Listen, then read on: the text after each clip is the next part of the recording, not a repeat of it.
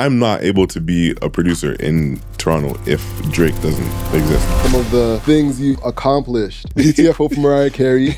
We Find Love, Daniel Caesar. Home by Dylan St. Clair. Crystal Strawberry by Tory Lanez. 21 Savage and Burna Boy. Chris Brown. I could be going on for days. I feel like in art, period, you have an obligation to like tell the truth. And sometimes the truth isn't always pretty. Why is my crotch on your mind?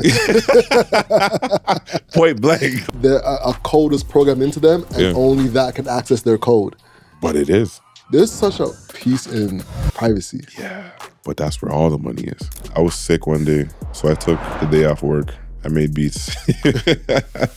I thought it was terrible. I'm like, I'm never gonna make another beat again. And he sends me the record and he's like, yo, this is you, right? I'm like, what? He just sent me the song. I'm like, yo, what? And then that ended up being like my first like a gold record. Hello and welcome back to Hustle Over Everything. I am your host and owner of the show, Alex Whitfield. Today we have a good one for you. I'm excited. You know, me and this guest go way back.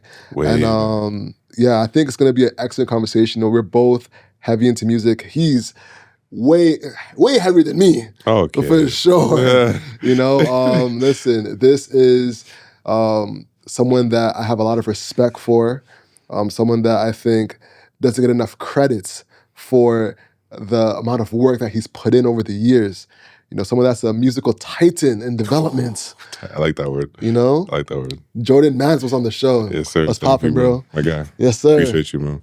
Yo, first things first, man. Like I said, you don't get enough credit for everything you've done. So I'm gonna take a second to read off some of the things you've accomplished. Okay. You know, so we got We Find Love, Daniel Caesar. Get the Fuck Out from Mariah Carey. My grandma's listening. GTFO. GTFO, yes. GTFO from Mariah Carey. Home by Dylan St. Clair. Crystal Strawberry by Tory Lanez. 21 Savage and Burna Boy. Oh my, the list goes on and on and on. Chris Brown. Oh my, Bossy by Anders. Listen, I could be going on for days talking about this. How do you feel when I say all these words back to you, bro? I try to forget about everything I do, like pretty much immediately. Really? Yeah, because I mean, part of it is imposter syndrome. Part of it is just like the nature of the business. Like nobody actually cares after like a certain time. So it's like in order to get new business and keep things going, it's you can't like my manager would call it rest on laurels. So I tried not to like celebrate wins too much or like just go too deep into all that stuff because there's always more you could be doing. But just now it felt cool. I was like, yeah, I did that. That's pretty cool. Yeah. Awesome, man. So you know, to get the audience really educated on you, you know, talk about what you did with We Find Love for Daniel Caesar. We Find Love, man. That's such a special record to me because as you know, you're Adventist, so we come from just like people telling us like you have a ceiling on like what you can do kind of in the world, or like if it's not directly Christian leaning or like you know, about the grace of God or whatever the case, it's like you can't really do it. And that album was like Danny's breakout album. And like the album that put everybody onto him. He completely traveled the world. He did everything. That album is like, I feel like he has like 2 diamond records on there or something like that. Yeah. Like it's crazy. So just to be a part of that, and especially even going back to the Christian part, the song samples of Donnie McClurkin.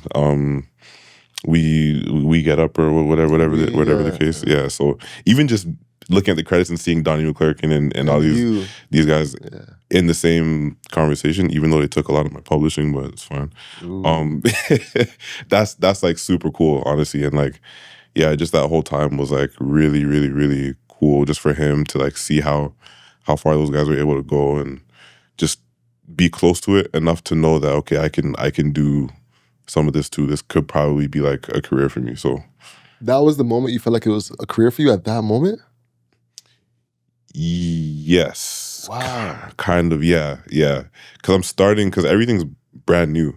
Like we're both, like I'm at that point, I didn't have a publishing deal. I didn't have any real thing. Like I had won like the beat battle and stuff like that, but I didn't, in terms of like production, like my songs with songs or like my beats being used with like actual songs, that wasn't like a thing for real.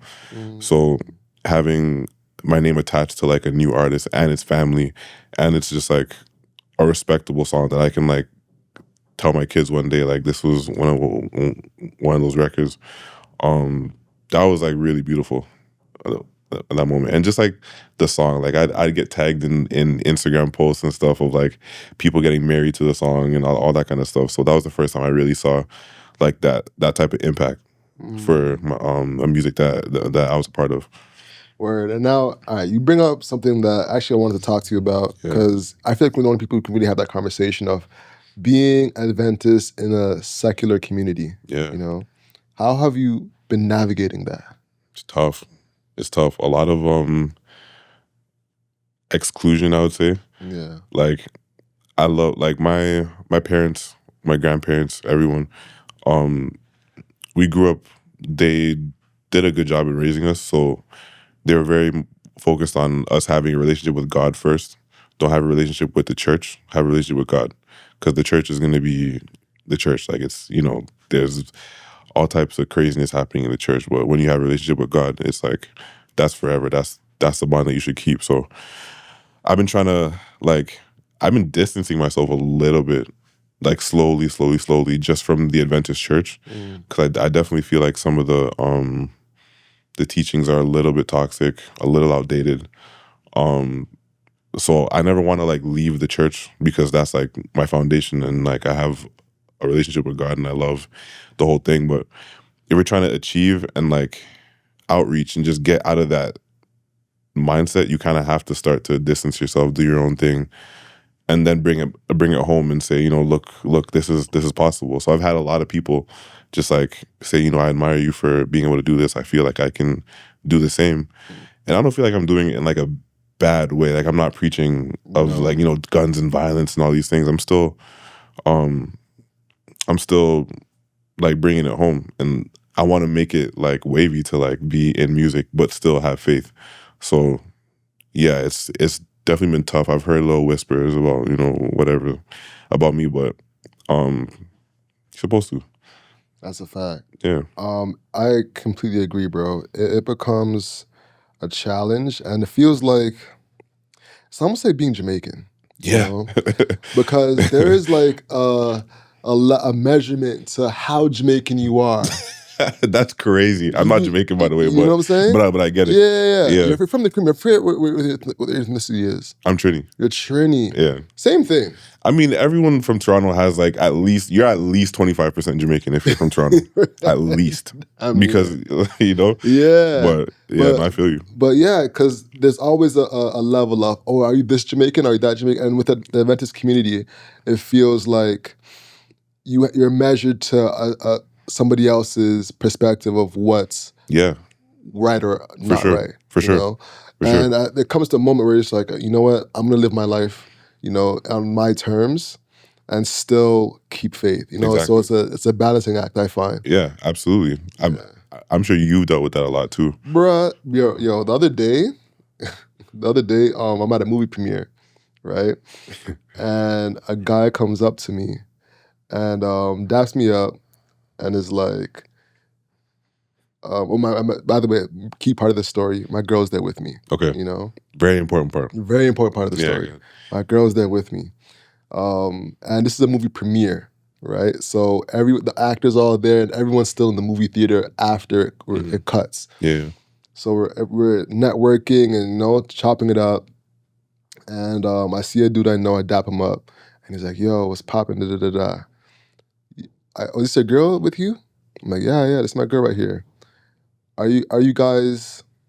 How did you word it? I already know where this is going. Oh, are you guys keeping it safe, brother? Now, mind you, he doesn't know my last name. Yo, the entitlement. I'm saying that's the stuff that, like, subconsciously, if you stay in that environment too long, you start to really believe, like, okay, you know what? I gotta live my life in this certain way just so that I have an answer for when you get those questions. Because the questions are gonna come. Yeah. And that's so, like, damaging. Or you should never be, like, thinking about what another person thinks that doesn't pay your bills, that didn't grow up with you, doesn't have, like... Why is my crotch on your mind? Point blank. Like, you know what I'm saying, bro? Point blank. I was like, what in the world? How? You know? And that, bro, because I'll be looking at, sometimes when I'm in church, I'm looking at, like, them praying over couples. Yeah. And I see, like, 30 people surrounding a couple. I'm like, this looks nice, man, but that's 30 prying eyes, bro. So yeah, man. No, bro. I have so much to say. I don't know if, but you can't say. Trust me. Well, I got you. I got you. You know, and when it comes to navigating being Christian and stuff like that, how do you navigate that in the booth? You know what I'm saying? So if somebody's like, where do you find that in that lane? It's tough. I ran into that issue with Dylan and Dylan Sinclair because he comes from the church as well. He was like super, like his parents, his entire family is like full of like musicians and like singers. They were in choirs and did the whole thing. So they're all just like come from gospel music. So when me and him linked up and we were doing RnB, we still kept the gospel in there, but we still have to, like, I feel like in art, period, you have an obligation to like tell the truth of like what's happening. And sometimes the truth isn't always pretty. It's not always like, you know. So that was a huge conversation because he didn't want to like swear. He didn't want to use any sort of profanity. And I'm like, you know, that's cool, but in art, like everybody swears. I don't care what anyone says. Yeah. Everyone. Yeah. Whether you stub your toe and that's where it comes, or you got your heart broken, or you're mad at God, or whatever the case, everyone swears at some point. Yeah.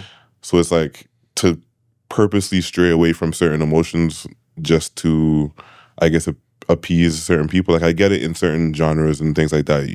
You want to be comfortable, but in a genre like R&B where you kind of have to pour it all out. Like we had to have those conversations. Like, yo, you gotta like at some point you're gonna have to take off your shirt. Like at some point you're gonna like we're gonna have to have these conversations. So like let's get comfortable with like doing it still in like a tasteful way, but you gotta live your life. Yeah. You know? Yeah. And honestly, that's kind of been that's my critique with gospel music actually. Yeah. Because I feel like it's constrained. There's two big things that I've been trying to get back into gospel music. Yeah. And one, I find that it's always a reflection of the secular music of that time. And two, we're talking now. Yeah. And two, I feel like there's always a wall of how much that artist can really talk about. Kirk Franklin might be the only person that does do it. He does do it too. I agree. But like other artists like CeCe Winans. Yeah. Those guys are like you won't find it. Exactly. You won't find it. Exactly. And there's a place for that too. Like I'm not gonna say everybody should be doing the same thing. Yeah. But I do think there has to come a point where like if you're trying to really connect, you have to like be honest. You have to be honest. And like that's why like a record like Help Me Believe by Kirk Franklin is my favorite. Is like that's like my favorite music because he's literally saying like I'm struggling, like trying to like understand like is God even real? Like are these like what's happening? Yeah. Jay Moss, his first and second album, he's talking about the urge to like cheat on his wife and all these things like that. Like these are real things that are going on that people just kind of don't talk about. So, you know, that's why I think that's what kind of holds us back as like a community. It's just like not being honest about things, not like wanting to talk about uncomfortable things. Yeah, I feel like there's like a sweep it under the rug mentality. Yeah. And you know, to wrap up the conversation on gospel, actually not to wrap, I want to go expand a little further. Yeah. Because gospel is different from Christian music, you know. Talk about it. And it feels like there's a divide between the music that not only is suiting us as Black people, but also what suits the church. Because the church is all hymn-based, right? But hymns come from slave times. You know what I'm saying? Because it's like a post-colonial aspect to it. Yeah. And gospel comes from post-colonialism, like way after, Yeah, you know, from what we've created ourselves. Right. So I'm like, I find that in our church, in the Adventist church, there's like a block to the amount of gospel you can have a lot of the time. Because it's like, don't stray too far away from the classic. But that classic is rooted in something else. Am I right? Or Yo, this guy's talking. Yeah. We're like out.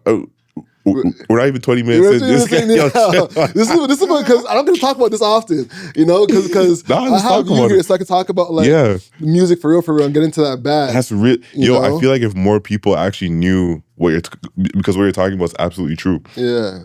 We don't even realize it's just like programmed. It's just programmed. Like if you go to Apple Creek, for example, you're not like, people try to like bring new music in there, but if you look at the crowd, it's like no one's raising their hands, it's just quiet. Yeah. And then when they hear the classics, it's all, you know, so somehow they caught the spirit. Yeah. And I find that really interesting.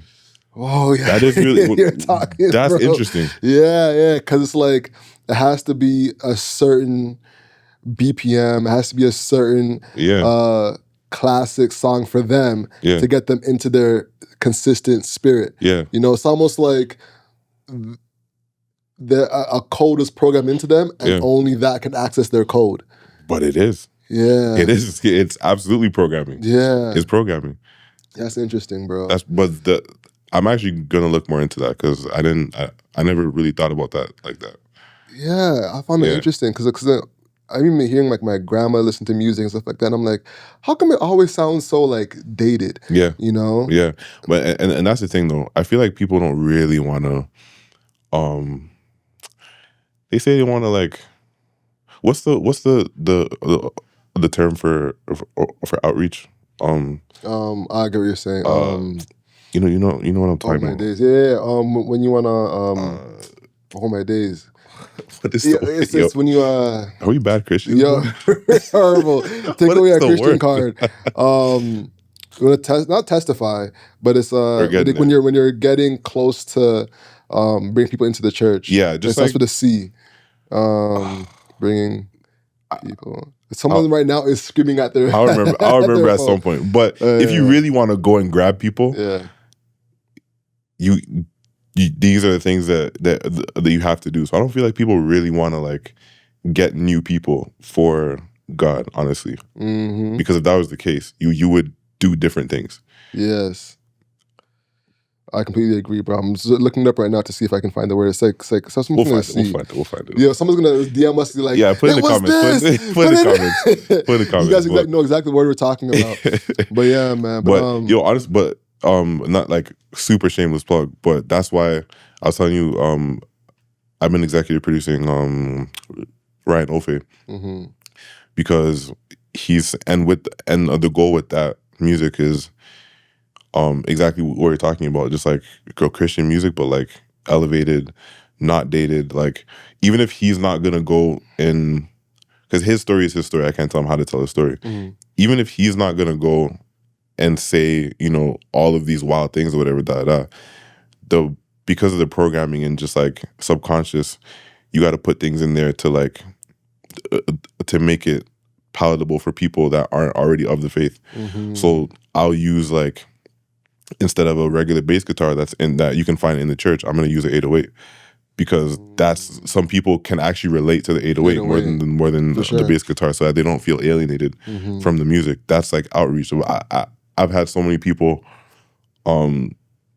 say like, yo, I'm not even into gospel or Christian music like that, but I can listen to this every day and like put it on, and like then maybe 3 listens later realize, oh, he's like actually talking about thing. Like we do Afrobeats records, we do Amapiano, we do like different, like we're working with the rappers and the whatever, like the people that are doing like a modern R&B music. We're bringing them in the fold to like make sure that the music can be a part of today, because there's new Christians all the time. We're trying to bring people in, so that's like still part of the mission to this day, even if it doesn't really look like it. That's definitely like a huge part of that. No, salute, bro.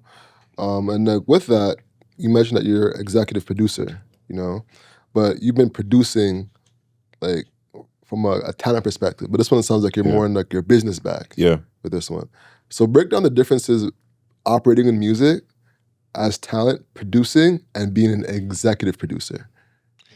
Very nuanced, very, very nuanced. And it looks different pretty much every time. So executive producing for Dylan looks different than executive producing for Ryan. So like with Dylan, we're independent. We own the label together. Okay. So I'm looking out for budgets.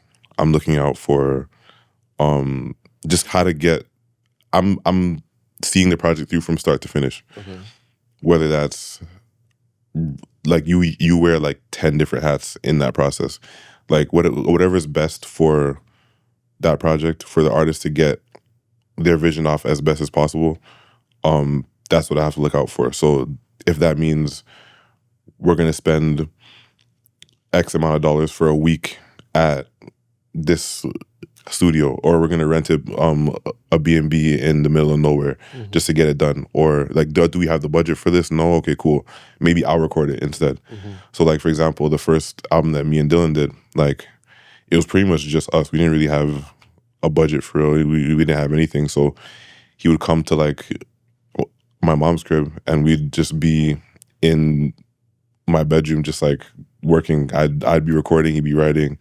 We'd make the music, we'd bring any musicians there, or we'd like rent a studio downtown or something like that. But like we just always make it work in some way. And then from making the music, even if I don't touch a record, I'll say, yo, maybe you should say that like that, or use this word instead, or sing it like this, or I'll suggest someone to mix the music and master it. And then we're going through that entire process together as well. Then by the time that's done, then we got to market it, and then we got to promote it. We got to make it look cool. We got to like figure out just the entire rollout, all that stuff. So that is that role. But for Ryan, it's like I'm really just like overseeing. Like I do a lot of the music too, like myself, but I'm suggesting, yo, you should work with that writer, or yo, we should do it at this studio, or we should he'll bring in stuff, or he might write a song, send like a voice note, and then we'll make an entire record out of it, or whatever the case. But he has his entire team. I'm just working with them to like figure out how to make it the best thing. So yeah, even if I didn't make the beat, I'm still involved in every process. Yeah, so it's very different. Huh. So I remember one time y'all had like a billboard at Young and Dundas Square. Yeah. How'd that happen? Who? Dylan. Dylan? Yeah. Having like a good relationship with the DSPs. There's a lot of different ways that happens.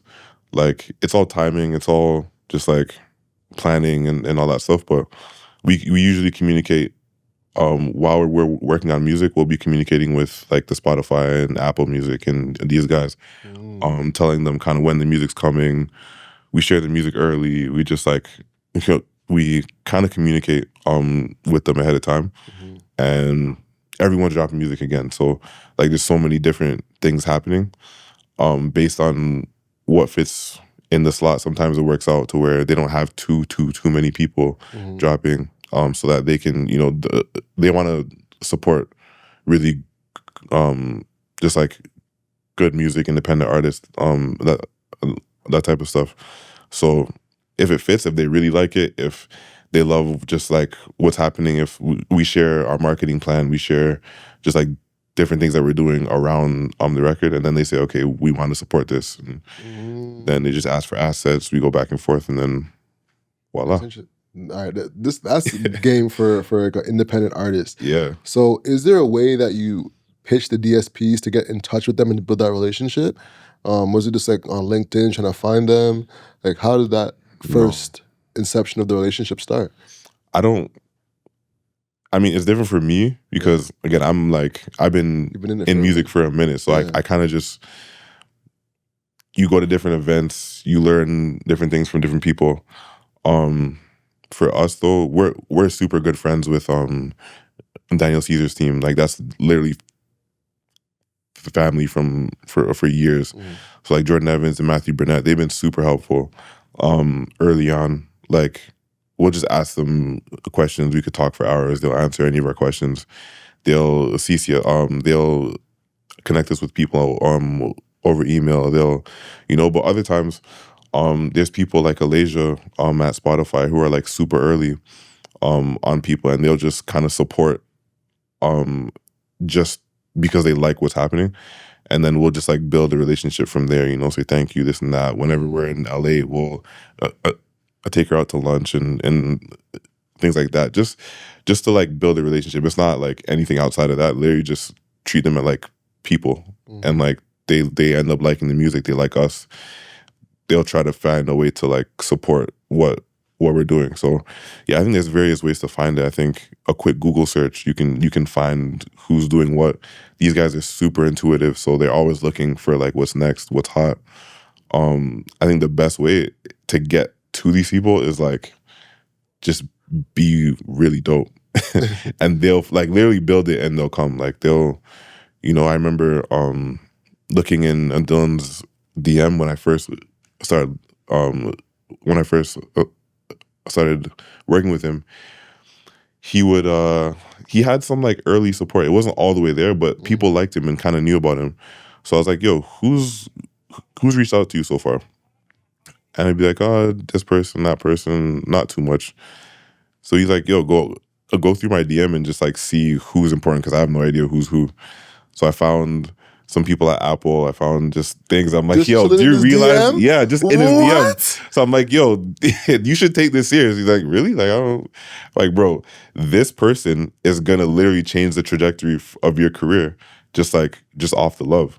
So we'd go. So I went in, hit them back. Yo, thank you for this. Da da da. Like, let's build that rapport and like keep that going. And that's a bond that we still have from till this day. Yeah, you better thank this guy, bro. What?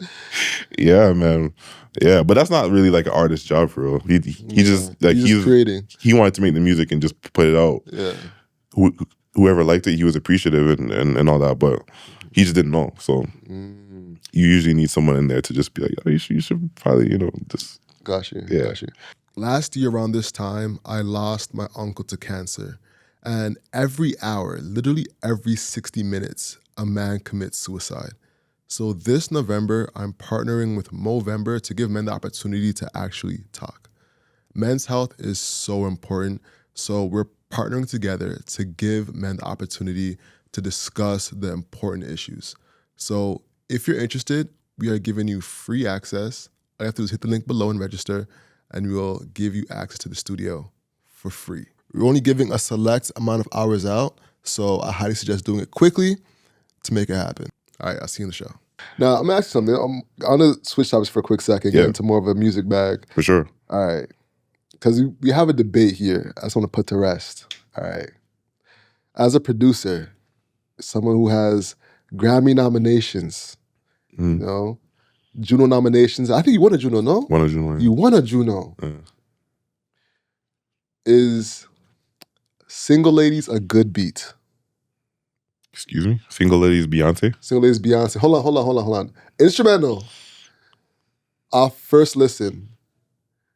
What's your thoughts on Single Ladies, the first beat? Because there's been a debate that's happening. Who's talking about this?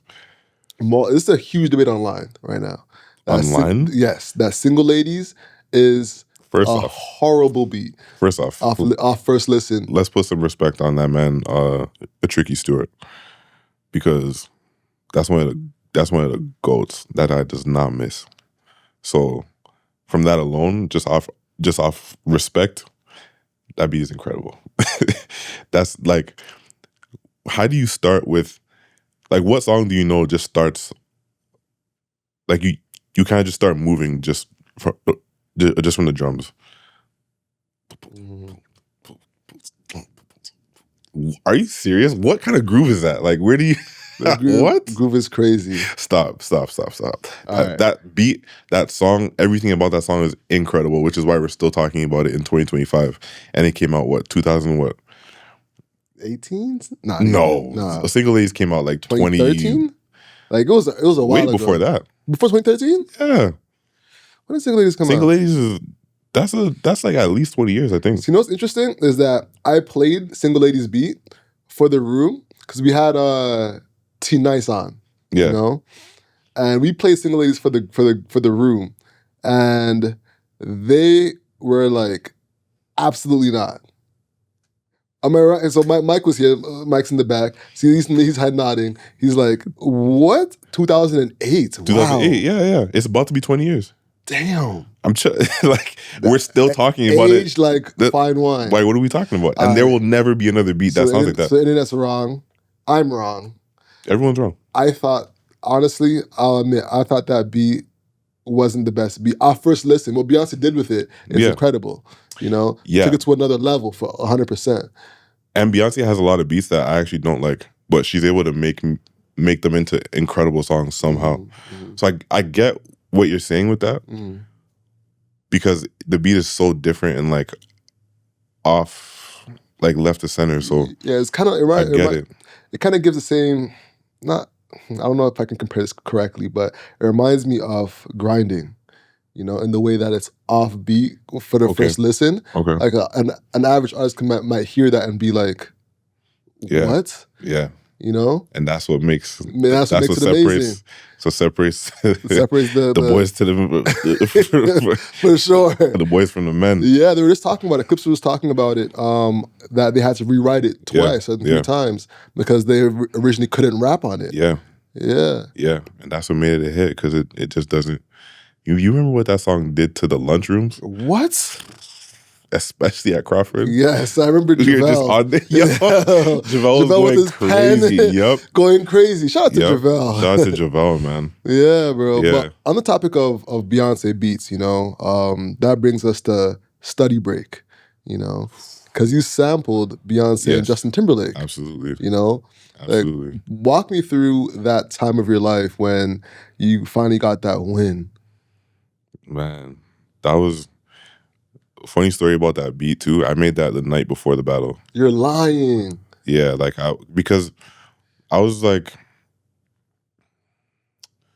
I was trying to figure out how to win. Like, I knew I was gonna win because I said, like, I definitely manifested that win. I said the night before, like, yo, I'm gonna win this. Like, I looked at my mom. My mom will tell you. I looked at her and was like, yo, I'm about to win this. She's like, all right, bet. Like, bring it home. Because I watched those battles. I was obsessed with all those battles for like years. So I'm like, I tried a few times to like get in the battle. It didn't work. Then one year I got in, I lost in like the first round. So I was just hungry. I just wanted to get the win. And I was watching and studying, taking notes, and I realized, like, yo, the beats that people are winning with, or everyone's making the same type of beats. So, and that year, like, trap was like super heavy. So everyone came with a trap beat. Everyone kind of had the same kind of flair. So I'm like, nah, let me just make sure I have, and let me do a little bit of that, but let me make sure I have enough diversity just in case, like, because I don't want to get out in the first round. So I came armed and ready. Like, I did not want to leave anything to chance. So I had that record. I just was like, you know what? Let me just bring this just in case. Like, because I barely slept the night before. I made like a few beats, just in case. And I'm so happy I did. Like, that was one of the standouts that people still to this day talk to me about, which is crazy. I never expected like any of that for real. Like, genuinely had no idea. Even you, like who you're not even like in music for real, like for that to like resonate is insane. Yeah. That's insane. It's just a beat. It's not even like a song or like there's no words or anything. It's just like a man asked me like last week to like license the beat for something. Or like lease it or something like that. But this is like, that's what, 2013. It's 2025 right now, 12 years later, people still talking about that beat. That's the thing with music, like it's such an asset for real. Really. That you can just create in your room and really just leverage for as long as past you living. It stocks. It stocks. Yeah. So it really is. How are you looking at the music business nowadays? It sucks. Really? It sucks. It's cool. It like there's two sides of it to me.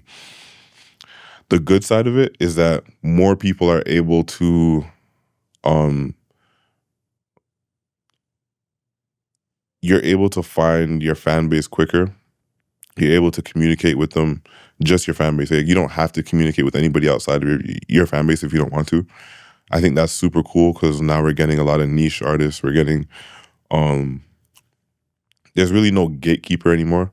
Like if people like something, they're gonna make it go viral. Like it just is what it is. Yeah. There's no like the radio programmer is not gonna stop a record from going crazy.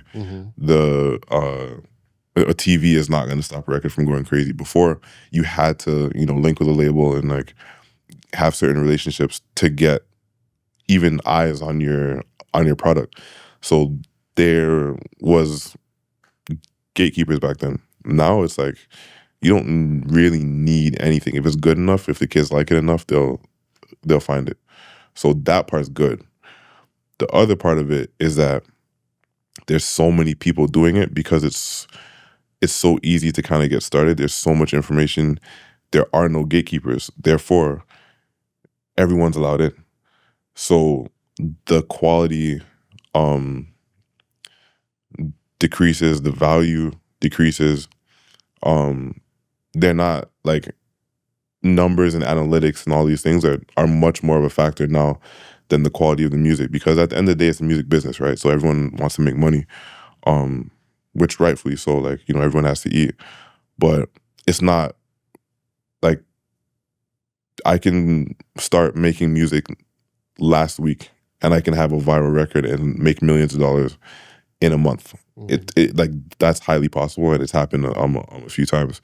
So therefore, the labels are starting to see the value in the numbers and the clicks and the impressions and all these things. And then once they get what they need out of that, then they move on and they move on and they keep moving on. And that's kind of the business now, rather than the actual talent. The talent takes way longer to rise to the top. So that's like my issue with it now. But there's so much good happening that it's like, I don't know, but yeah. That's interesting because on the topic of it being an asset, it's almost like the asset mindset has switched to getting them, squeezing it as much as you can at first, and then letting it go and saying, absolutely. That's why there's no, there's not as much artist development, because nobody has time to like sit there and like wait 5 to 10 years for an artist to become like hit their peak. 5 to 10 years for sure to break an artist. Absolutely. Like the artists that actually are standing the test of time, like her was signed to RCA like years from since she was like a kid, and just kind of stayed there, worked on her craft, worked on her music. They had her just like working, and she was and yeah, now she's there like for good, pretty much. Like we're not gonna forget about her because she's incredible. She's literally and her. She took the time to do it. She's her for real. So yeah, now we have like artists that just kind of pop off now really, really fast, and then kind of you don't hear from them after a couple of years. Yeah, it's interesting, man. So as someone that's, you're an independent label owner, like how do you find being an independent person versus working with somebody that's signed? Do you feel like there's a lot of red tape when it comes to Yeah, for sure, because now they don't have as much freedom, even in terms of like how they're creating or what they're creating, because at the end of the day, they sign off on when they put out what they put out. And like if they hear your music, you're super excited about it, but they don't know how to sell it. It doesn't mean that the record is bad or whatever. They just don't know how to sell it. So they have their perception of what you should be, and they've built their entire business model for you on how they're going to sell your music. So if they don't feel like what you're creating is matching up with that, they don't care that much. They're just like, yo, we're not putting it out. We're not putting it out, or we're just not putting it out. Or if we do, it's not gonna be marketed properly. It's not gonna be like, so you're gonna pretty much just like it just doesn't work out well. Yeah, because they control Spotify. They can kind of control Spotify for the most part, but it's interesting. Independent people like us, like if you go direct, like because like I said, we have relationships with the DSPs. The DSPs.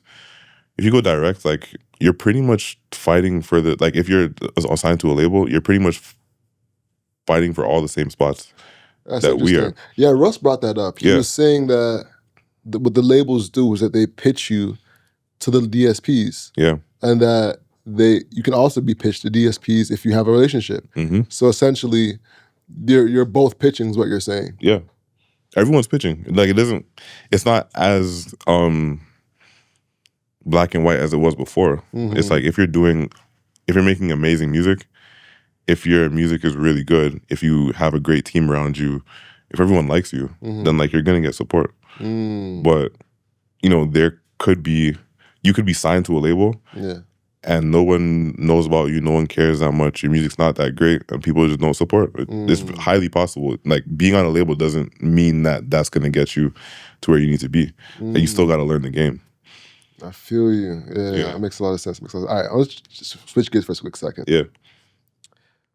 Who is on your Mount Rushmore for producers? Producers, it's got to be Darkchild. Darkchild is, you know who Darkchild is? Yes. Darkchild, Rodney Jerkins. I gotta say Jermaine Dupri. I gotta say Scott Storch, and I gotta say the Underdogs. Mount Rushmore's 4, right? Yeah, let's just go 5. 5. Who's your 5th? So many. I'm gonna say Boy Wonder. Yeah, I'm gonna say Boy Wonder. Speaking of Boy Wonder, do you feel like you can reach your full potential living in Canada? Yes and no. Living in Canada, yes. You got to travel though. Absolutely have to travel. Like there's no 2 ways about it. You can definitely live in Toronto. Like people, Boy Wonder still lives in Toronto. Has an amazing house too.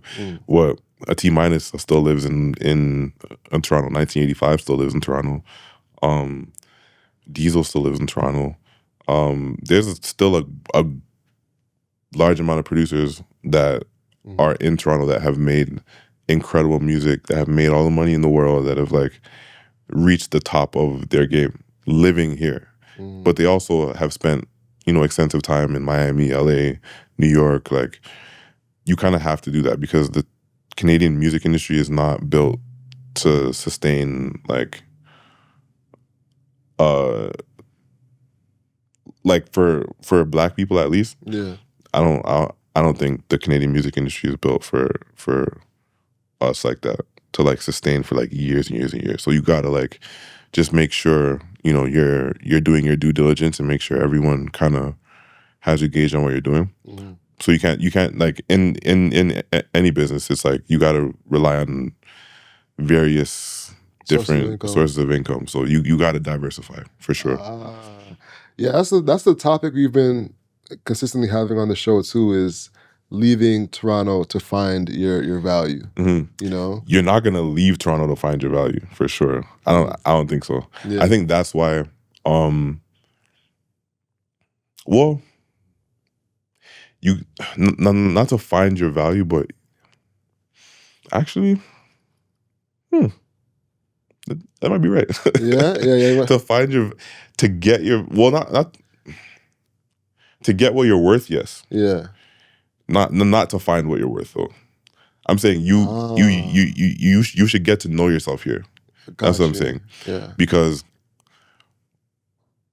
you look at the guys that have like made it big, they all have they're all incredible and all have their own like vibe. You're talking about Drake, The Weeknd, Daniel Caesar, Jesse Reyes, Party Next Door. Like, these guys all have their own thing, but they're all built in Toronto. And then they went and spread it across the world. If you go chasing like something over there, you're gonna just end up like them, right? We have something very special here, based on the culture, based on just like the weather, based on the food, based on everything. There is something special here. I think you gotta definitely lock in, figure it out here, and like get comfortable, find your team, and then take your team with you across the world. Yeah, that's an interesting point. You know, the musical team. Yeah. I've never really, you know, everyone's educated on what you need business-wise for a team. Is there a difference between a business team and a music team? Like, do you need like A&R? This is something I've never really dived into, especially for independent artists that are coming up. It's different for every artist, because every artist has a different set of skills. They have different needs. But I would say not really. Like, early on, everybody is kind of is wearing 2 to 3 hats in your team. If you have a producer, the producer is probably playing engineer, mixer, and A&R. Your manager is probably playing label, manager, babysitter. Babysitter. I hear a lot about babysitter. Yeah, like in some case, stylist. In some case, like everybody has to kind of diversify what they're doing in order to make it work, because there's not enough money in music to pay everybody to do what they're supposed to do. So you kind of have to just find people that are down for the cause, and everybody kind of pitches in where they can. But yeah, I guess you need a manager. I mean, not until I actually don't think artists need managers until they start actually making money for real. Because you can, in today's economy, you can definitely start making money by yourself. Like, just you. And then if you start seeing traction and like it starts going, then you can be like, okay, how do I really capitalize the most out of this? And whatever. You know who doesn't have anybody? Jaleel. Really? Jaleel is his own manager. No way. He's doing his own promo. I didn't know that. Yeah, and I was like, what? He made a video talking about the fact that he does everything himself. That's crazy. I didn't know that. That makes sense, though. What? That makes sense. Especially if you know like what you want. Like, that's half the battle. Like, knowing what you want. Yeah. Like, knowing what you want out of whatever you're doing too. It's like, that's huge. Because you don't have to be a graphic designer now, because there's Canva. You can, you don't need to be a mix engineer, because you can probably throw it up on one of these sites and they'll mix the song for you. You don't have to be, a producer. You can find a beat on YouTube. You don't have to be a manager. You can go on YouTube and watch a few interviews and probably understand how to do all these things. It's just knowing what you want, having the time to do it. That's it, really. Yeah, it's a simple process. Yeah. Well, all right, going back to your musical career, bro. Yeah. Break down how GTFO even happened. GTFO, yeah. So, I was in the studio the night before. Well, not night before. Yeah, the night before with 1985. Shout out to 1985. That's my brother. We were in the studio in LA, with him and Seven Thomas. We're just working on stuff, just like whatever. And he's like, just like out of nowhere, he's like, yo, I'm actually in the studio with Mariah Carey tomorrow. I'm like, oh shoot, like that's kind of crazy. So I'm like, casual. all right, cool. I'm trying to play it cool. I'm like, all right, I guess that's cool. He's like, yeah. So we actually sampled Don't forget about us. On something for her that we thought that she was gonna take. Yeah, so he was like, yeah, I'm gonna take this. And like we made like a couple other things. Like, yeah, I'll play this for her tomorrow. So none of those things ended up getting picked. But I would always just send him ideas, whether it's drums, whether it's a little melody I did or whatever the case, just like out of nowhere. And he would always be like, okay, send the files for this, send the files for that, whatever. Just super impromptu, nothing. Next thing, a couple months later, I completely forgot he was even in the studio with Mariah, by the way. And he didn't tell me anything. He's like a very like quiet, just like sneaky guy. He doesn't say nothing unless something needs to be said, which I respect. So one day, like a few months later, I wake up at like 5 in the morning or something. Because my phone was like next to me on my bed. I should really stop doing that. That's not good. But I felt a buzz and he was like, it was a text from 85. And he said, we got one. And I was like, okay, I don't know what this means. It's 5 in the morning. So I guess he sent it like a few hours earlier and I missed it. So I hit him back like, yo, what do you mean? And then it's 5 in the morning. So he didn't respond till like later. So I'm up just like, yo, what is he talking about? So I'm like, this could be anything. So he says, it's this record with Mariah Carey, but like, you can't say anything.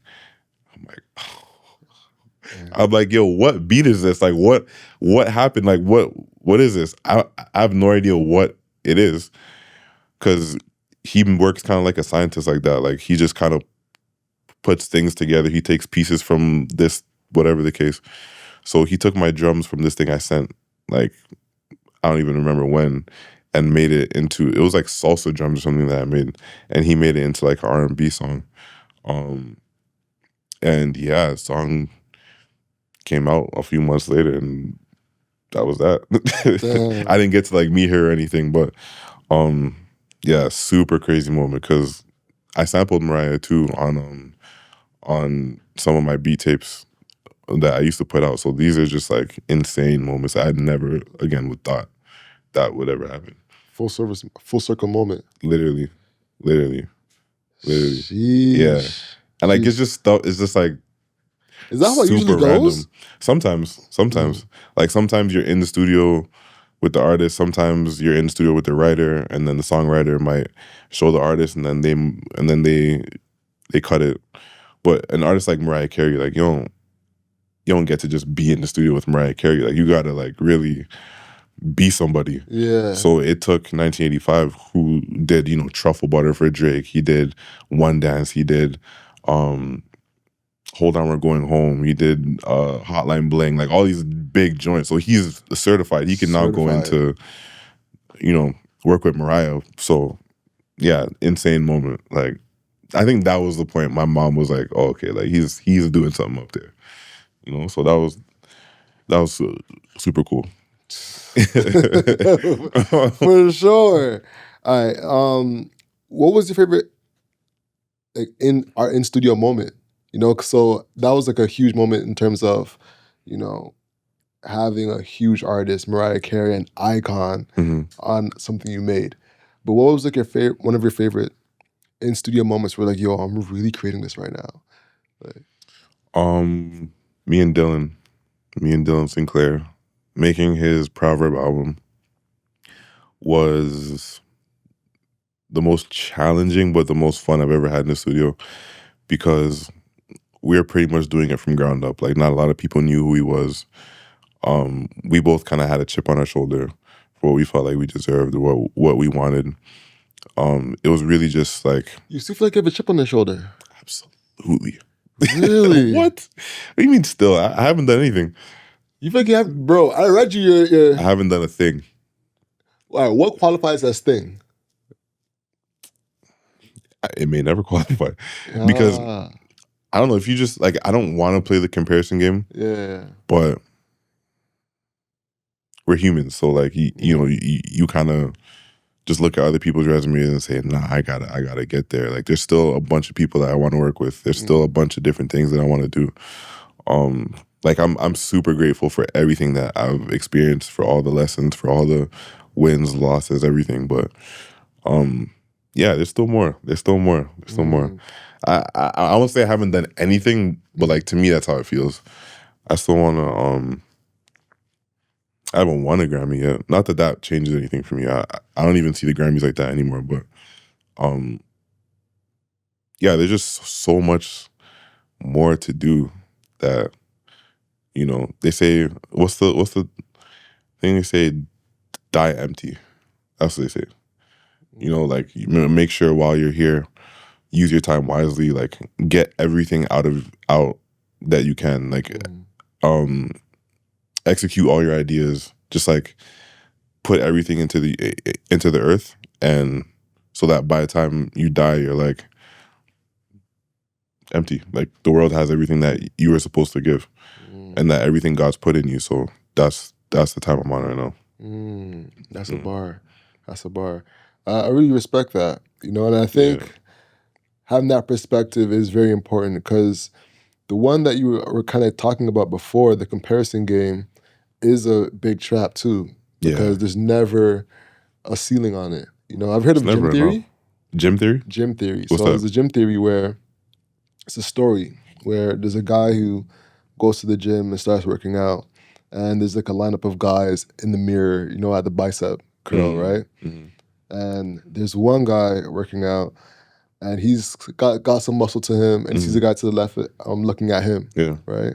And he looks to the right, there's another guy working out, and he's like, yo, that guy right there, he's super D's.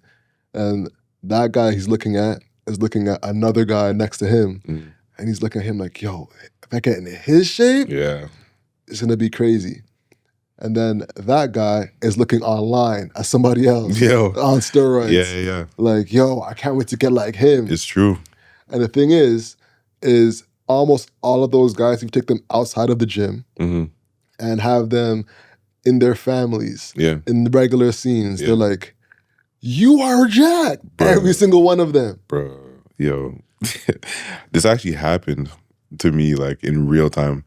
I was running one day. I can't anymore because my knees are fried, but I'm like pretty big into running. And I was running outside, and somebody stopped me. Like I'm literally running with the mindset like, yo, I gotta get in better shape. I gotta figure this out. I'm running to the gym. So someone stops me and he's like, yo, I actually just started running. I see you're in like really good shape. I'm trying to get to like where you're at. So like, how did you do it? Do you have any tips for me? This is a random guy in the street that just stopped me. And I'm like, I was so just floored. I'm like, wait, what?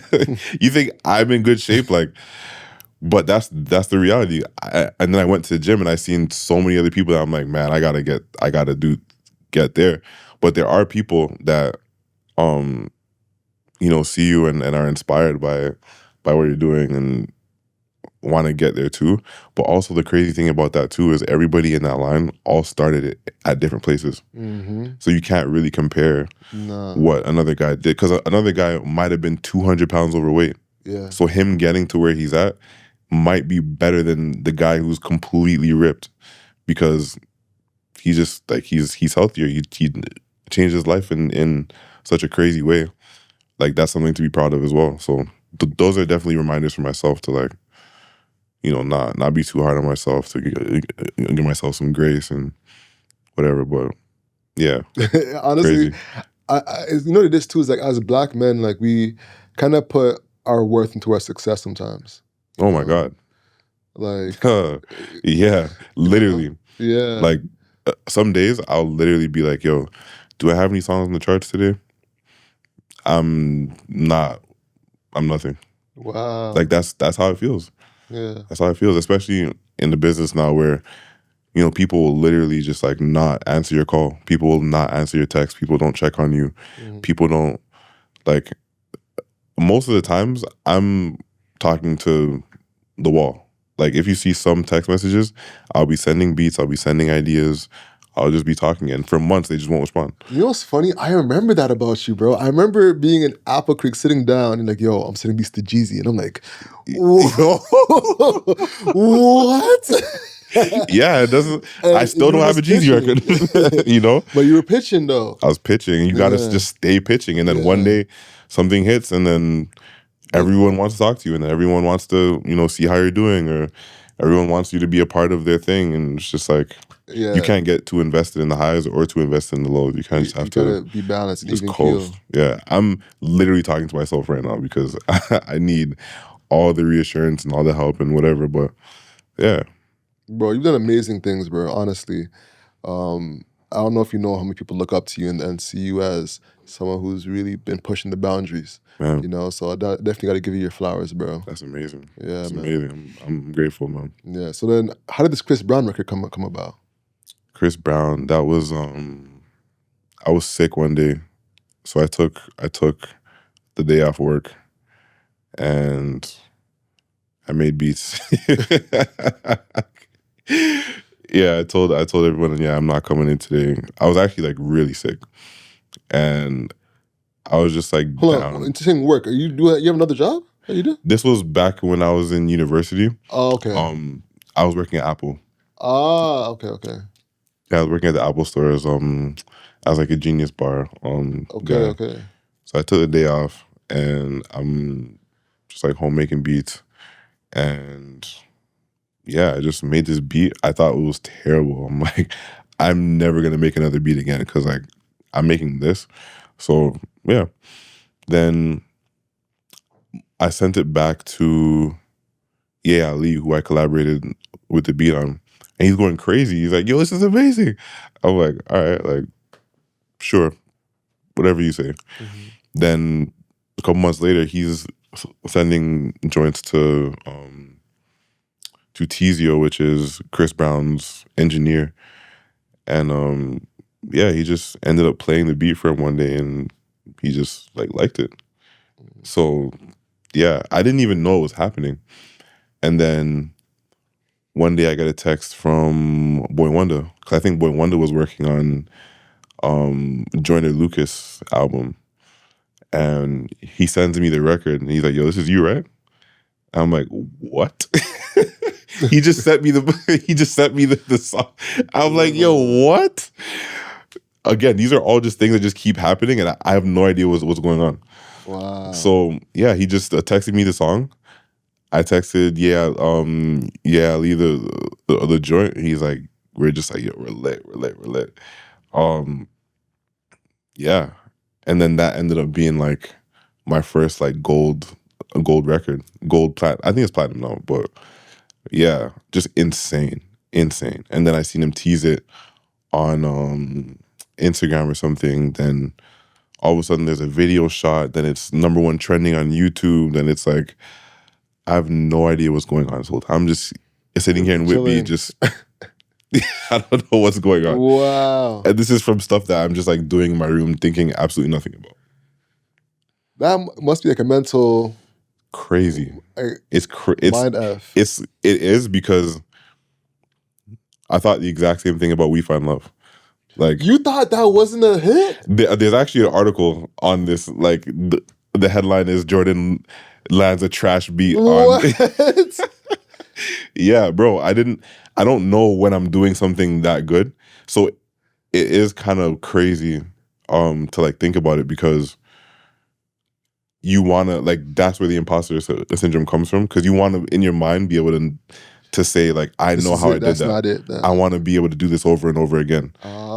So now when now I'm thinking so heavy about it. Okay, like, why did that go and that didn't go, or why did this go and that didn't go? And then you start to just like try to figure it out, when realistically, sometimes it's God, sometimes it's just, sometimes it's just things happening. You just can't really peg it. You kind of just have to keep going and just like not think of, too heavy about it, especially in music where it's so based on just like emotion, right time, right place, just all these things. Like, you just never know. But yeah, that was another like really cool one, because Chris Brown is like, it's Chris Brown. That's Chris Brown. So yeah, I remember somebody told me before, like, yo, if you ever get a Chris Brown song, this is like the year before, if you ever get a record with Chris Brown, you're getting a plaque for it. And I was like, oh, okay, cool. So once that happened, I'm like, yeah, I'm probably gonna get a plaque. And got a plaque. Got a plaque. Sheesh. Yeah. That's incredible, bro. Yeah, man. How does that change like the people around you?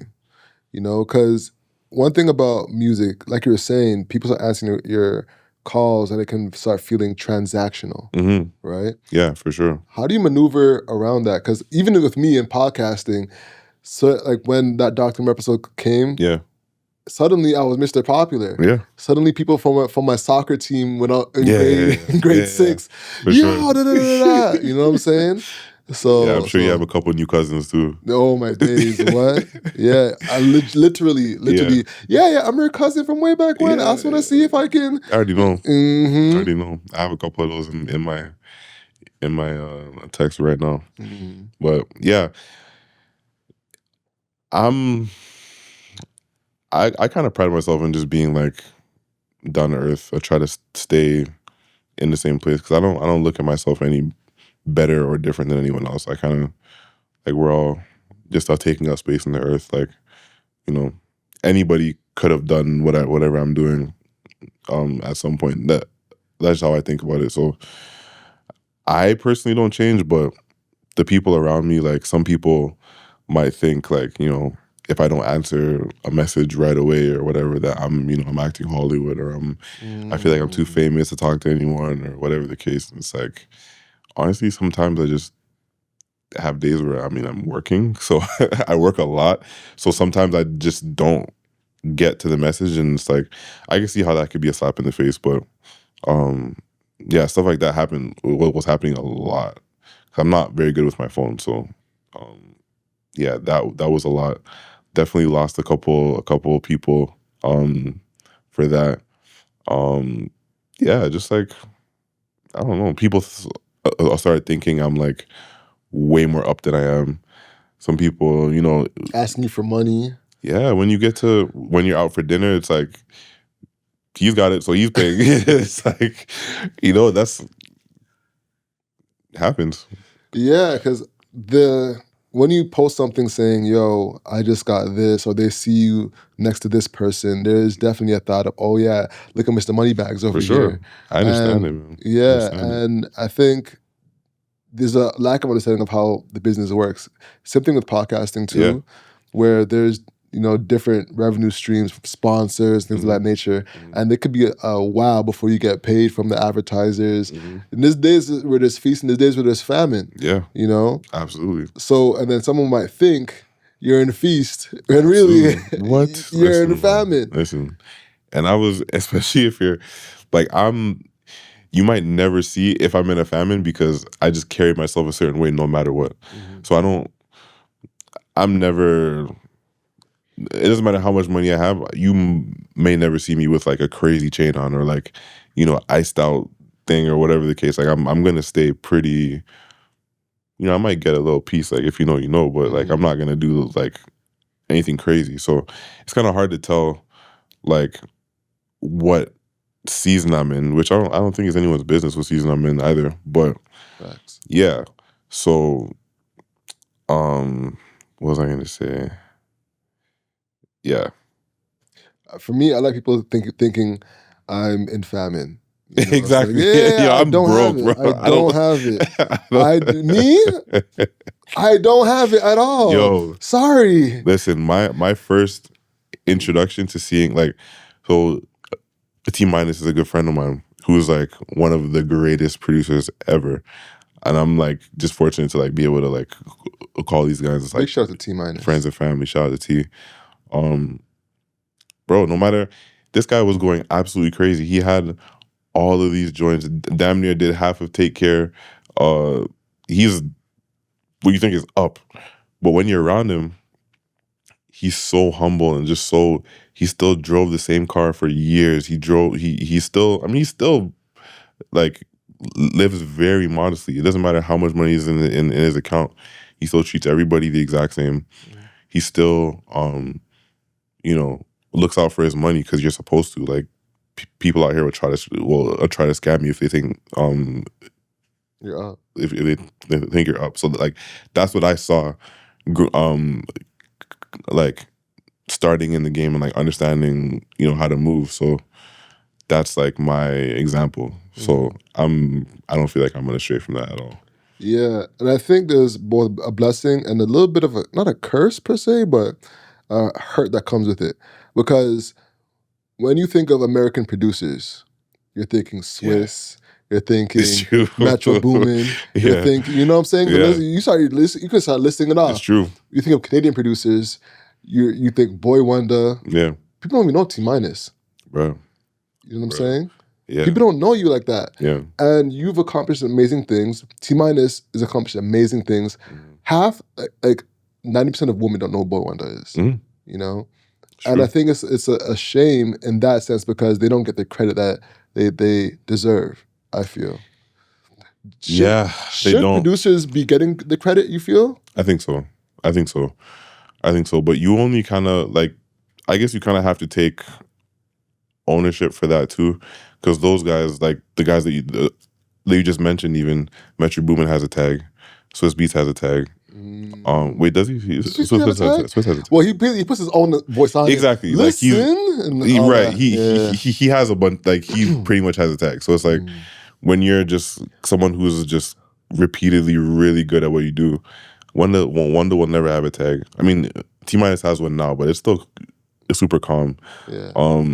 All these guys like Ilangelo, man's don't know about Ilangelo. I don't know about Ilangelo. Ilangelo did like all of the early weekend stuff, like the trilogy, like like all three. Yeah. That's him. Ilangelo and what do you call it? Man's don't know about Frank Dukes. Frank Dukes might be one of the most successful producers like in Canada ever, and people don't really know his name. Except like if you're in music, you'll know. But yeah, and that's like to me, it's like it's cool. I actually rather that because you look at those guys' lives, like they're really just in there with their family. Like they're really just they understand life on like a better level. I feel. Yeah, they don't I'm cool. They kind of operate in the game without the pressures of being famous. Yeah, for sure. Yeah. Like these guys have to hire security like that. That's not lit to me. Like, why would I want to? I don't want to have to wear a $40,000 chain. Yeah, and then have to watch my back because someone is like out to get me. No, I want you to think I have nothing in my account. Yeah. I actually don't even want you to know me. I'm tall, so you might see me, but like if I can stay out the way, I'm absolutely cool with that. Yeah. And there's a hyper awareness that comes with it too. For sure. Like seeing like, from my experience with the pod blowing up, bro, I hit my therapist up to talk about everything that came up. And she was like, I already saw it. Yeah. My therapist said it. I watched it. That's crazy. You know what I'm saying? That's crazy. So I'm like, whoa, this is like another level that people don't really take into consideration where everything is visible. There's such a peace in privacy. Yeah, it is. It is. And people like to make it seem like there's no money in privacy. But that's where all the money is. That's where all the money is. Because you can, like, you just move better that way. It's not about, like, it's so expensive to live publicly. So expensive. You don't cook. You got to spend a lot of money traveling. You got to upkeep with the clothes and all that stuff. It's like, that stuff is fly and it's cool.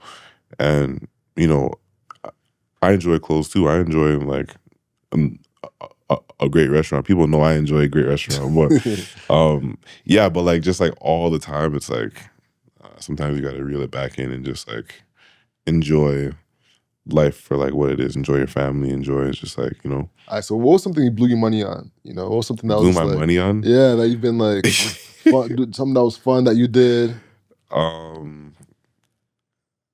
I might blow my money the most on trips, maybe. Trips, like experiences. I don't really have anything too crazy. I've been driving the same car for a very long time. I should probably get a new one, to be honest. But I think, yeah, a trip to, I think it was like Vancouver. Nothing crazy. Vancouver? crazy. Yeah, So but you can spend a lot of money in Vancouver though. Yeah? Because it's hella expensive. And like, you could, if you stay in like a good spot, eat really good food. Vancouver has some of the best food in the world. I've never heard anybody say that in my life. Yeah. Vancouver is the spot? The fish is so fresh. The I think the Asian culture there is like really, really big. So strong. Yeah. So they're like pho, their ramen, their the sushi over there is crazy. There's really good food, bro. Like I never had a bad meal over there. Even the Italian is insane. Yeah. Crazy. I've been there. Actually, I got the pleasure of staying at a new hotel that was opening in Vancouver. Which one? It's called. I'm giving the ad, but I won't blow. I'll tell you. I'll block it. Yeah, I'll tell you offline. But yeah, it's a fire hotel. To give you context, bro, someone that was staying there was working at Facebook, and they were working on an app that would allow you to make video edits. And I was like, oh shoot. And then I came to find out it was edits, Got you. And I was like, damn. So fire. I'm like, this hotel is fire. Yeah. Let's start with a P? No. Okay. It doesn't. Yeah. Starts with a V. I don't know about that one. I'll put you on. Yeah. Yeah, bro. But yo, is there any question you've never been asked that you always wanted to be asked when it comes to your career and your journey? Good question. I always wanted to be asked. I don't know. I think you did a pretty good job, man. I won't lie.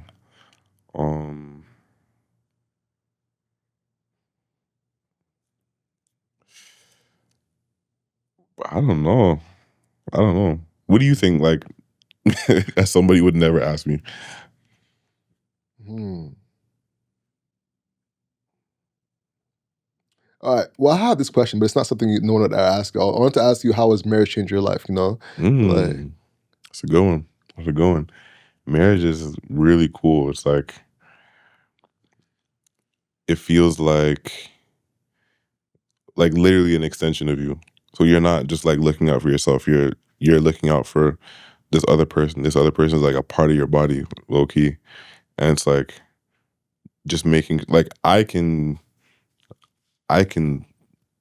like be comfortable pretty much anywhere. I can slum it. I can, I think I'm pretty low maintenance. So like just living for myself is easy. But like when you have somebody else to like, look out for and make sure they're good, make sure they ate, make sure like, life is good for them. They have everything they need. I think that's like, it adds another level of like focus and another just like reason to like be here, honestly. Like it feels really cool also to just have somebody has your back, like no matter what. So if like it could be as small as like, hey, can you like start the laundry because I have something to do later. Like that's great to me. Someone no matter what happens, they're down. They're gonna like just be there for you. Even outside of in this business too, because most relationships are transactional. It's so good to have somebody that is there. Like they don't care about like what you do. Like my wife, like she loves what I do. Like she's like actually a fan of like all my music and stuff. But we got together like what 12 years ago, damn near. Wow. So this is before she even knew that I was into music. Like she just likes me. So that's fire. When you're around people that just kind of see you as, okay, what's your value? What's your value? What's your value? What can you provide me?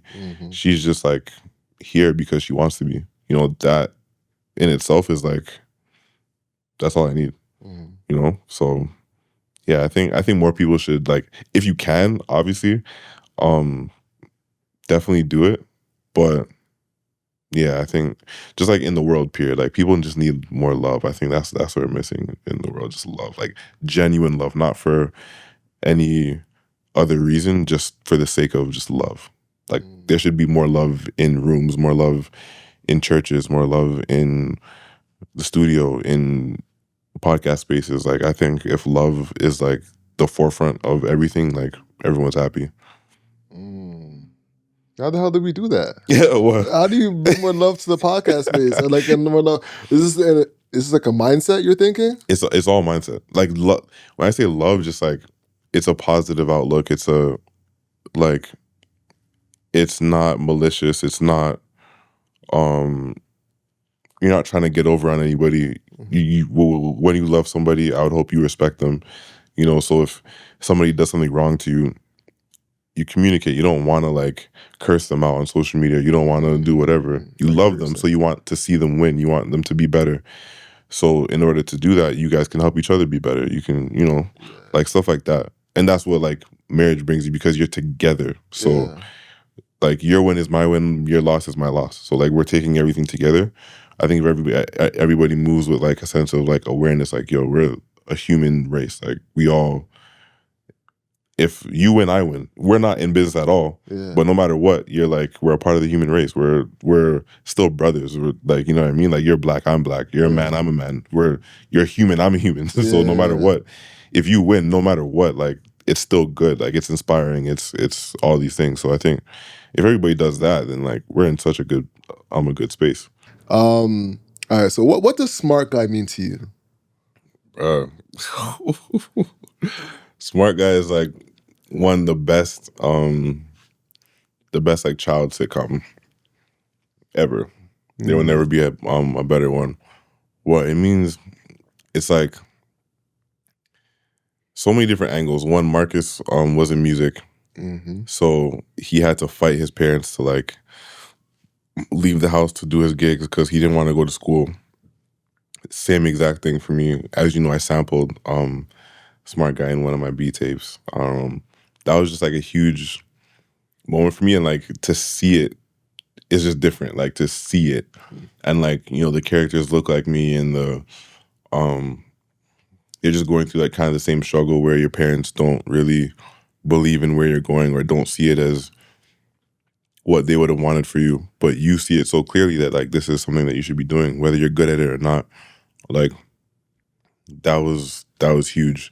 And even just outside of that, just like, again, like seeing kids that look like us going through similar things in life, whether it be with girls or with, you know, your parents, just like different stuff like that. Like I think people really sleep on the impact that show has For sure on us, for real.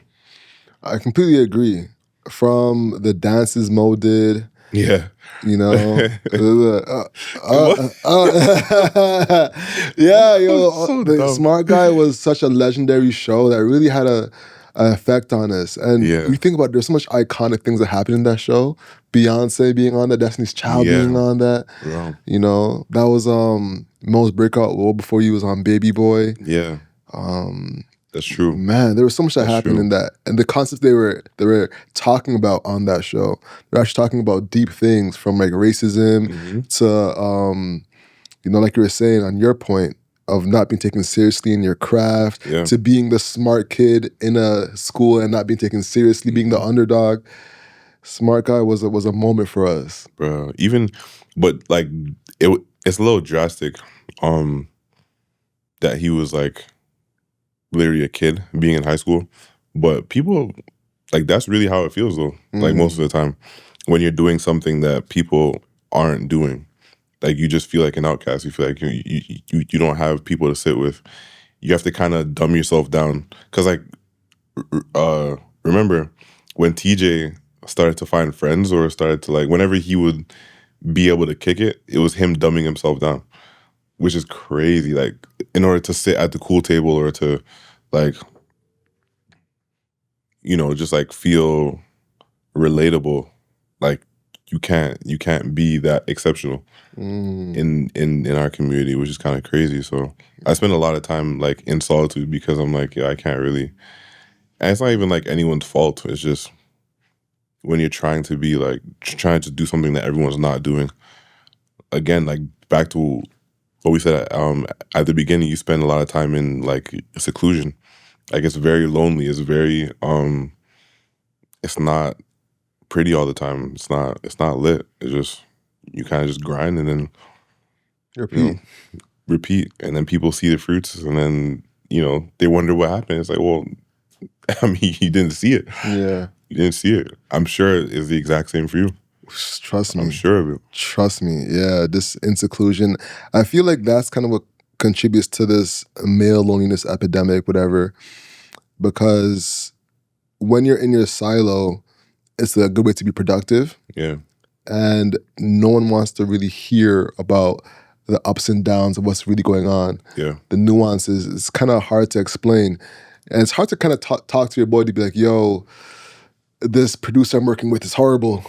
You know what I'm saying? They're not going to get it. They're not going to get it. I've actually tried to do that before. Yeah. I've tried to be like, yo, like try to kind of start to explain like some of the hardships I'm having. And it'll be like, so why don't you just quit? It's like, it'd be like, yo, it doesn't sound that good. Like, there's gonna be years where it's not gonna be lit, and I know that. Like, that's what you signed up for when you get there. There's gonna be years where it's lit. There's gonna be years where, and I'm talking like full years, not just like months or whatever. Like a year where it feels like, yeah, I'm down. It just is what it is. But that makes for like, a really good comeback. You're learning a lot of stuff in that year or 2 years or whatever that is going to help you when you get to the top to stay at the top. So a lot of people, like regardless of music, just like entrepreneurship period, is like people think it's just like, oh, you make your own schedule and like that's it. And then just money comes in just reoccurring. It's like, yo, you got to wake up and like think about the fact that, okay, if I don't get to work, no one else is going to work for me. So I have to be the one to like make sure that things are rolling in. I have to make sure that I'm on top of my game, or else no one's going to be, like, even if you have like a manager or, people to help you, they're only making a percentage of whatever you're making. So like, what's their incentive to like really go harder than you? It doesn't make sense. You have to be the driver, the engine. Yeah. So like, I think people don't, like, literally somebody told me yesterday that they were like, yo, I genuinely thought like you kind of just wake up and just do whatever you want. Yesterday. And it was I get it though. Like I truly do understand it, because people really don't get to see it. Yeah. And I don't show it. Mm-hmm. Maybe I should show a bit more of my process, but it's like I just don't have I just don't feel like I have it in me to just like constantly show what I'm doing and educate and whatever. It's like, if you feel like that, I understand, but it's just interesting how people view like this whole thing. Creative process. So interesting. Yeah, I think, when we're in a creative field like this, people think it's all creative and no business, So like with Basquiat, the painter, he was like a homeless guy who became a painter and started blowing up. And what really helped him blow up was the fact that he got basically a residency in someone's basement where he could come to the studio every single time and paint for hours and hours and hours and hours and hours. And he developed a habit of every day I'm going to the studio and I'm painting for hours, and then I can take a break, And if you don't have that discipline, that engine, it's not gonna multiply. It's not gonna work out. That's, I think, the divider. Yeah. Like, yo, sometimes I really do wish I could clock out. Like, I could just say, hey, you know what? Just like not care. And clocking out as in just like, because I do have down moments where I'm not working or whatever, but like clocking out to where I don't care. Like, when you work for like another person's company, you could just go home and just breeze out and just not care. Like, I don't care what is going on. If they hire me, fire me, whatever's, because there's always something happening at the job, or someone that has to work overtime or whatever. I'm just like, well, it's not gonna be me. It won't be me. And it's like, sometimes I wish to have that level of, I guess, nonchalance towards this thing, or just not care so much about something. Because it's taxing. It's taxing, man. I'll never forget, I was in a party one time and everyone was just vibing, relaxing. and I could not get work out of my mind. And I actually went to, like, that was the first time I was like, damn, I actually want to cry right now. I can't, but like, Bro. I felt like kind of like not trapped, but like Yeah. just like almost like a thread Yeah. is on your back, and you're just like, I can't get out of it. Yeah.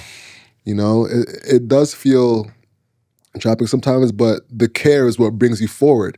So it's a balancing act between finding the ability to let go and the consistency to stay on, you know?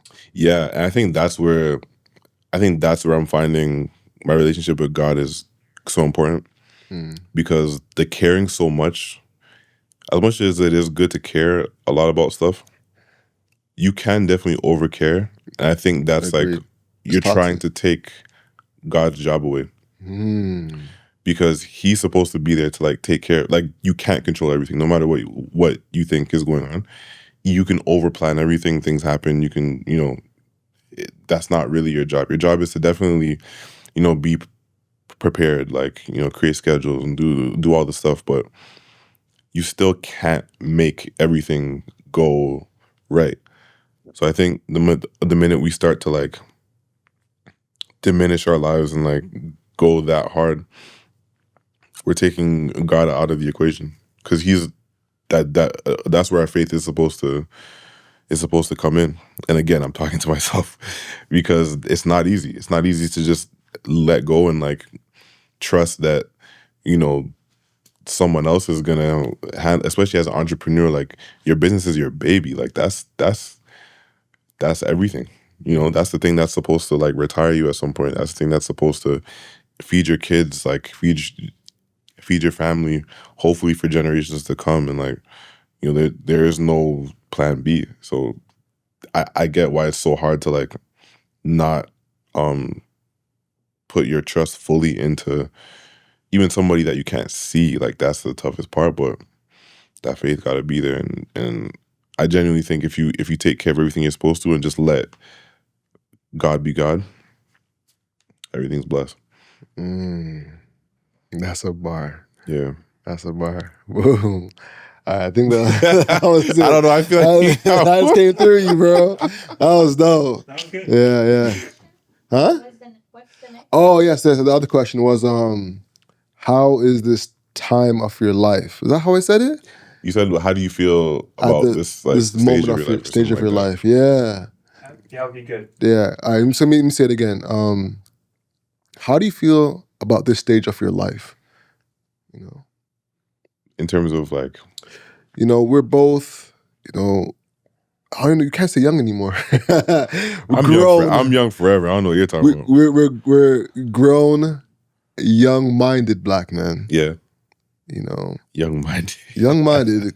You know what I'm saying? Because them knees ain't saying young. I'm looking at your knees, bro. Them knees are saying...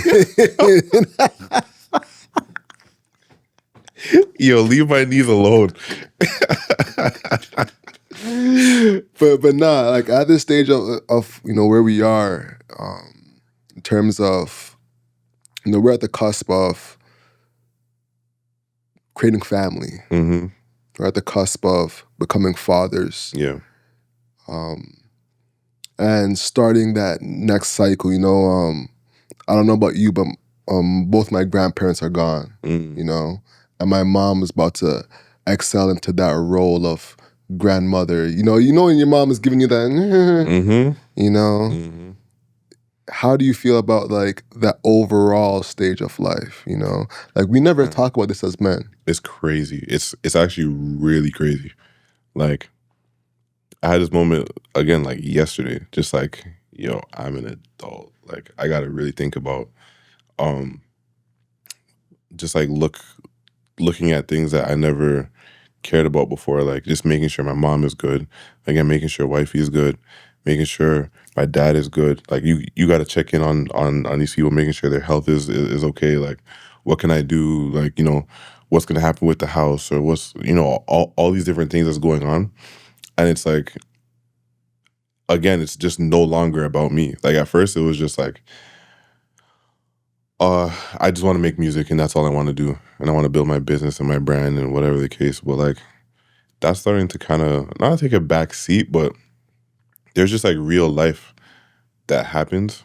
So I think that is informing my business more, that like everything has to be structured in a way where it's like damn near bulletproof, so that, you know, because family and all these things are so important and like growing up is not easy, like the business has to be so like concrete that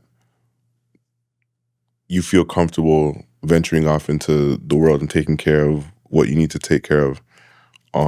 But yeah, it's a lot of pressure. It is, especially in entrepreneurship, because it's not like you don't have like that security or like that backbone of like a company where, you know, if something goes wrong, you can like take a couple months and you can go on sabbatical, or you can, you know, and they'll still, you know, you got benefits and all these things and whatever. It's like we don't have that. We have us. Yeah. And that's it. So it definitely makes you go a little harder. I may stay up that extra hour at night. I may bite the bullet and answer that email I didn't feel like answering. I might, you know, it's a different level of focus. Knowing that it's not just me and you have to provide for like an entire family. So yeah, it's definitely a lot of pressure, but I'm looking at it as good pressure, because at least I have something that I want to protect and I want to keep, you know. So yeah, I relate to that so much. Yeah. I feel like every guy listening to this is like, yup. yeah. Yeah, honestly, I relate to that so much. How do you feel? How do I feel at this time? I feel anxious, ready. Yeah, everyone's telling me to be patient. Why? You know? Why do you think that is? Because I think, do you remember when you were a kid and everyone was like, don't grow up too fast? You know? I feel like I'm at that other level where it's like, wait to have kids. Wait to this, that. Wait to, you know what I'm saying? Yeah. Outside of our parents, 'cause you know our moms. For sure. Every day. Every day. Hey. Every day. Hey. Every Shout out day. to moms. Shout out to moms. Yeah. But I think having something to protect, like you're saying, that's something that I take real pride in.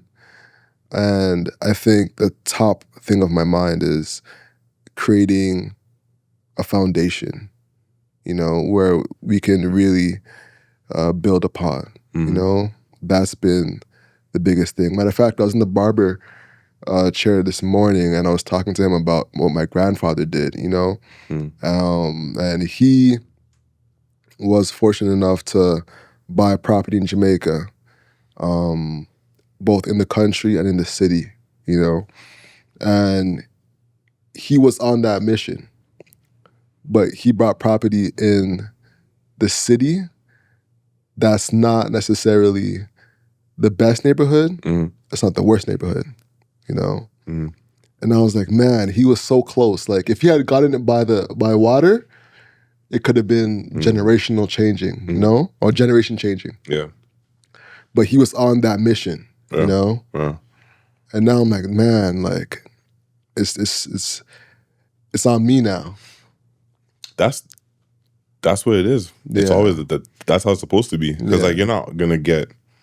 I think we have to find comfort in the fact that we're not gonna get it right. We may not get it all the way right, but that's the next generation's job, literally to take what we built and like build upon it. Build upon that. Like now you're able to. He probably couldn't see that if he had just made this one step, it could have been, you know. But now I see it. Yeah. So now I can take everything that he did and make it more lit. It's not, you know, it's not even to be like you're better than him or whatever. It's just like everyone works together. Like even in I think you have to be cognizant of that. You're working with the generation before and the generation after to like continue to build these communities and just build up that generation.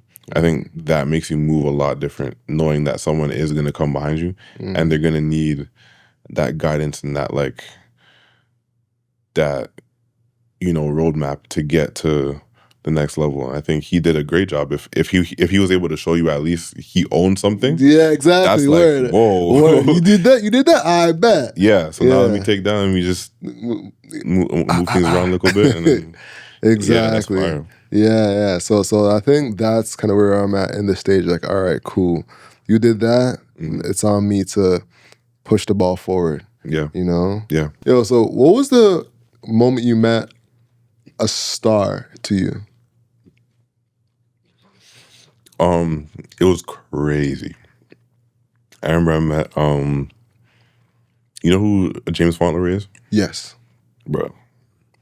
James Fauntleroy is the GOAT of all GOATs to me.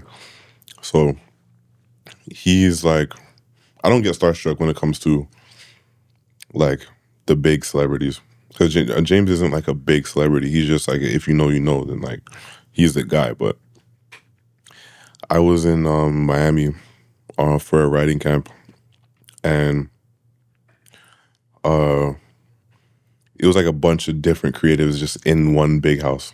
Like we slept there, we built studios in there or whatever. So we had it just going crazy the entire like week. So I woke up. I'm like a big coffee drinker, so like I can't really start my day unless I have coffee. So I go downstairs. I'm making my coffee. Like I'm still waking up. I don't know what's going on. Then I see James just like by the pool, like wherever it was. I'm like, yo, all right.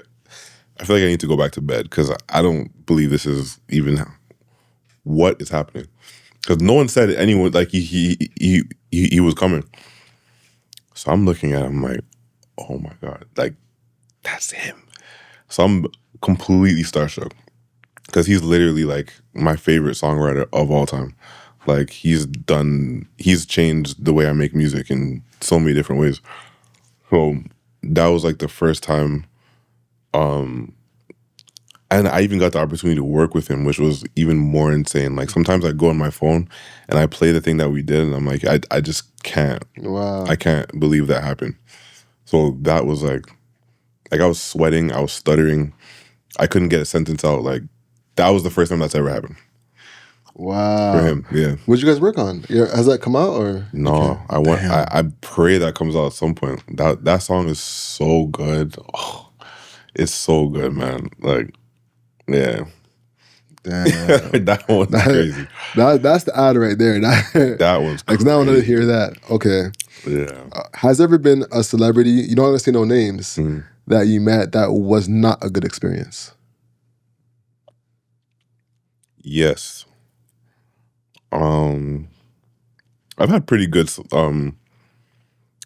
good encounters with celebrities. This one,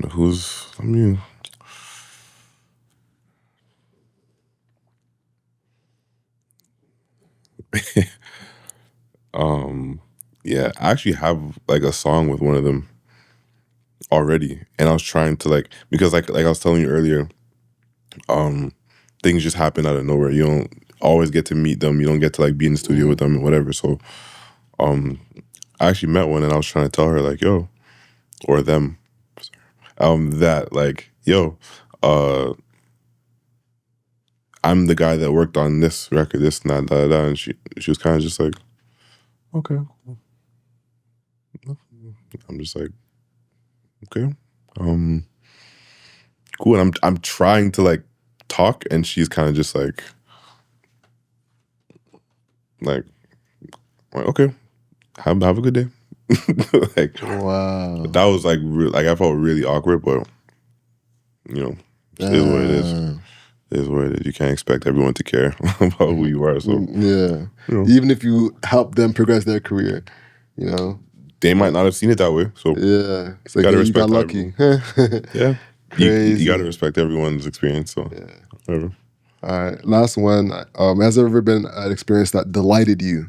I was like, whoa, I wasn't even expecting that, but Drake. really, Yeah, Drake is actually such a cool guy. Like he was, we were in the spot, and he like came in and introduced himself to everybody. It was like, bro, this is literally like height of his career. Like Summer 16, like all that. Summer 16 Drake. Bro, he's literally going absolutely crazy. And we're in Toronto. We're in Toronto. So obviously I know who you are. So he's like, you know, he just like comes in, he's dapping everyone. Hey, I'm Drake. Nice to meet you, whatever. I'm like, wow, like people even lower don't move like that. And that's like the person that I was talking about before.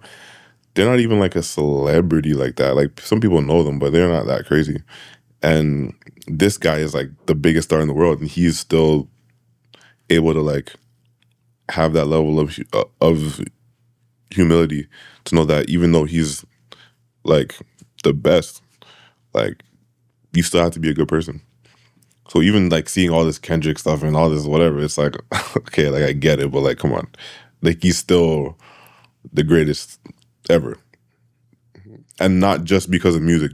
Like he helps so many different people. Realistically, I'm not able to be a producer in Toronto if Drake doesn't exist. So I have the utmost respect for that guy. And like, just like, yeah, that's the GOAT. Were you upset at the turnout to the Kendrick Lamar show? Yeah, absolutely. I think everybody in Toronto should have reverence for what he's done for the city. Regardless if you're in music, whether you're in fashion, whatever your business is, he's brought so much awareness to the city, whether you like him or not, whether you like music or not, whatever the case is. Like Drake, the reason Drake named his first album "Thank Me Later" is because we're gonna look years down the line in Toronto's history and just like look back and see like, yo, he did all of this for the city. And like, he didn't have to do it because he's fine. Like he's completely fine. He doesn't have to do any of it. Yeah. But the trickle down effect, like if you really look at it, everybody should be thanking Drake for something. Whether it's a restaurant that they love, whether it's the party scene, or whether it's like opportunities, just the different the remix media project. remix project. Like there's so many offshoots that he's like involved in, and literally just him even if he doesn't do any work in the city, like with his own hands, even though he does, him just saying Toronto is like enough, because we never had that. So him saying and like bigging it up in everywhere he goes, like people know where Western Road is now. Like people, you know what I mean? Like Yeah, people know our accent, even if they laugh at it or whatever, they know it. There's a reason to come here. Like a caravan is packed. Like a caravan was always a thing, but it's different now. You know, we go to the States and say, yo, we're from Toronto. We say it with pride. We say it with like a certain, like, yeah, I'm from Toronto. And then they say, oh shoot, you know. And then there comes the conversation of, oh, Drake, The Weeknd, whatever, da, da, da. There's no The Weeknd without Drake. There's so many things that just don't happen the way they happen without Drake. So yeah, I was mad about the Kendrick thing, because it's like, yo, I get it for a moment, like it's cool on social media, but like you don't disrespect your guys like that for the city that all he's ever tried to do was make sure people know how great of a city Toronto is. Like that's not cool to me. I didn't like that. I agree. I actually had a lot of debates about people who, it's crazy because I was talking to somebody who was literally getting packages from OVO, and he was like, it's nasty. But I still want to go to the... And I was like... That's what I'm saying. And then now OVO Fest is going to happen, and it's going to be packed, and everyone's dancing, and everyone's... It's like, bro. Yeah. Like, do you know how much capital that actually brings into the country? I tried to calculate it. Bro. So I looked at ChatGPT. How are you going to calculate that? Huh? Yeah. I tried. So I looked up on ChatGPT what the actual amount of value Drake brought into Toronto. And it said from a branding perspective, the overall value he's given is about $2 billion. I feel like it's more, to be honest. Yeah? I think it's more.